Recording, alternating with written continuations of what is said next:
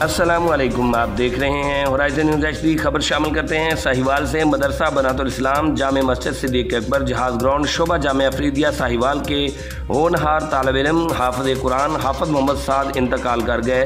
इन्ना लिल्लाहि व इन्ना इलैहि राजिऊन, जो कि नमाज असर की अजान कहने के लिए और जमात करवाने के लिए मस्जिद की तरफ जा रहे थे कि रास्ते में रोड हादसे का शिकार हो गए और अपने खालिक हकीकी से जा मिले। मरहूम का जनाजा हाफिज़ अल कारी हकीम गुलाम रसूल नक्शबंदी अमीर जमात अहले सुन्नत पाकिस्तान तहसील साहिवाल ने पढ़ाई। जनाजे में शहर के उलमा, मुफ्तियान कराम और सियासी व समाजी शख्सियत समेत सैकड़ों लोगों ने शिरकत की और मरहूम की तदफीन जहाज ग्राउंड वाले कब्रिस्तान में की गई। रिपोर्ट महबूब चौधरी, सरपरस्त आला, होराइजन न्यूज़ HD।